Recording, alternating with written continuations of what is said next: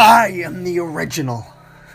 I am the best. I care not what those journals say. They are wrong. Wrong, wrong, wrong, wrong. I am the original. Aren't I? I fingered the Pokeballs attached around my waist. My Pokemon. My partners. My faithful companions. My best friends. Through thick and thin, we'd gone through the perils of Johto and into Kanto. And now, here I was, standing at the entrance to the old mansion.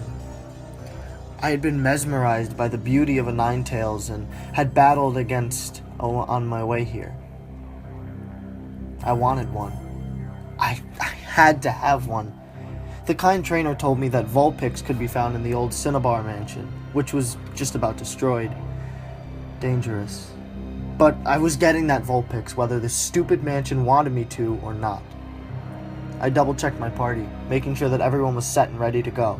My Feraligatr, Beedrill, Noctowl, Umbreon, and Rapidash all seemed ready, but there was the question of whether or not he was ready or not.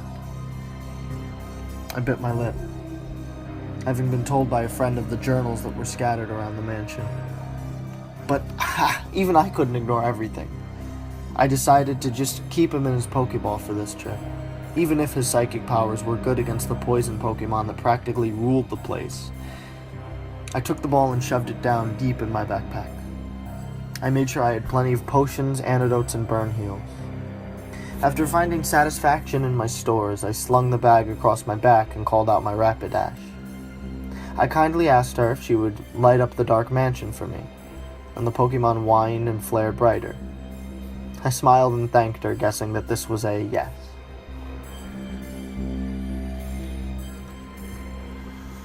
I'm so tired. Where are we? I can't tell. It's dark and stuffy. It's hot, too. Too hot. I don't like it. Why can't I see this feeling? Why do I have it? Why do I suddenly feel so ice cold? Where are we?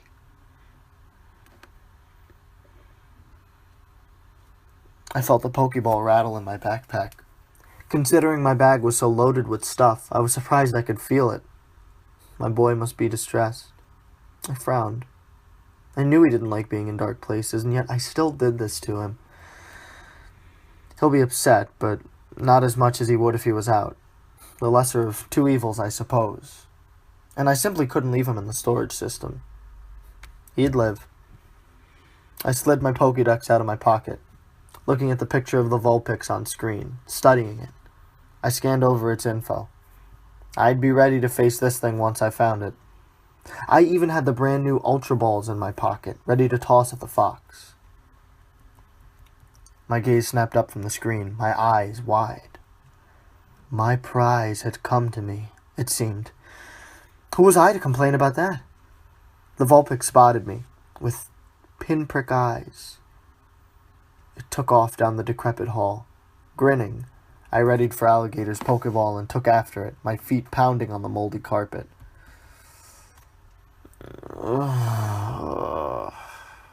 I feel sick. I have a headache. Is there anything for that?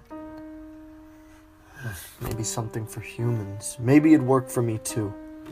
I'm not too different from them, after all, no matter how much it pains me to say so with some of them in the world. Huh? We're moving. That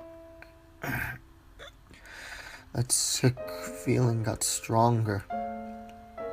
The air, it smells familiar. Are we in a cave? No,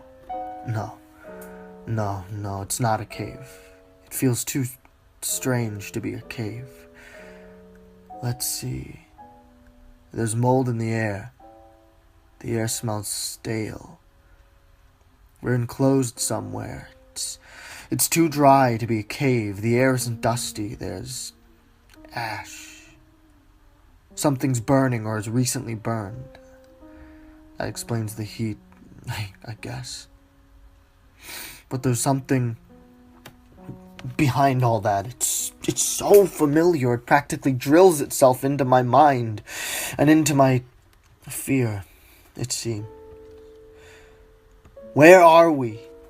Am I in the bag? Is there something I shouldn't see? Why not? I'm strong enough to handle it. I'm strong enough to handle anything. I chased the Vulpix through the dark. All of a sudden, it took a sharp turn to the right, into a room. Rapidash and I rushed into the room, my partner's bright flames penetrating the shadows that lurked in every corner. It was almost eerie, now that I think about it. I turned to the far side of the room. The Vulpix was trapped against the wall, hissing and spitting. I frowned. Water would just scare it more, I knew. So, with a quick ember from my powerful Rapidash and a flick of the wrist, Vulpix was safely inside an Ultra Ball. I walked over and lifted the Pokeball, tucking it into a pocket in my bag. I'd stick it in the PC once I got back outside. I slung my bag off, reaching down one of the side pockets to grab an escape rope. That's when I saw it. The journal my friend had told me about. Why was it laying on the ground as though someone had pitched the old book against the wall, though I'd never know. What was in that book, though? I had to know. My curiosity suddenly lurked in front of my mind like a shadow on a sunny day. It was there. There was no getting rid of it. Even though I practically promised myself and my boy I wouldn't. I reached forward and pulled the book toward myself, being extremely careful with the yellowed pages. I bit my lip, gently turning to the front of the book, and I read aloud.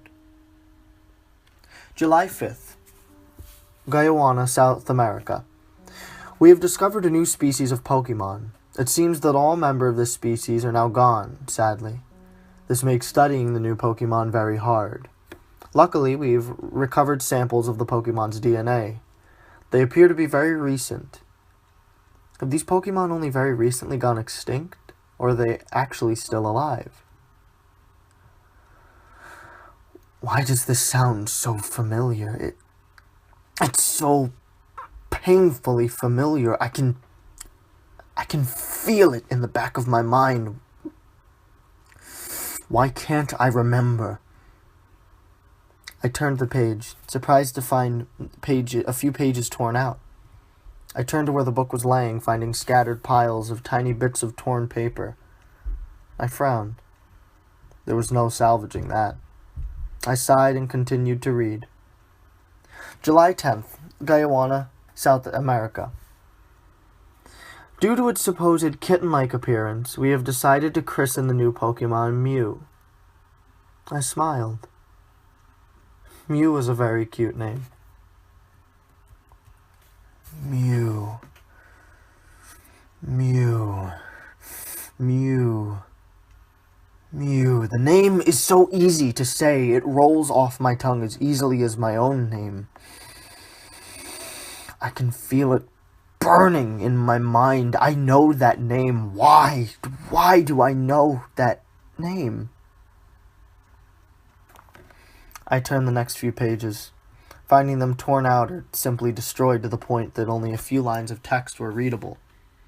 Finally, I came to something useful. February 6th, Cinnabar, Kanto. The tests on the Mew have proved successful. We have cloned a brand new specimen. However, the limited DNA will not work. Professor Blaine offered some of his own blood for the research. While the clone is not what we had hoped for, being very little like the original Mew, it will have to suffice. We've decided to call this creature Mewtwo. Mewtwo appears to be rather powerful. We don't, however, yet know the extent of this power. I frowned and bit my lip. My friend had lied to me. He hadn't wanted me to read these. He'd pointed out small similarities that were painfully real. My Mewtwo was really a science experiment? No. No. No, no, no! I remember now. I remember it all now. I don't remember this. I refuse to believe I am just a science experiment. I had emotions. I had thought. I had to suffice. I believed them. I believed those stupid humans. I believed they cared, and I'm as stupid as them for believing the charade. They care nothing about life. I just had to suffice, though. I was almost shaking. My poor Mewtwo. This is really what he was intended for?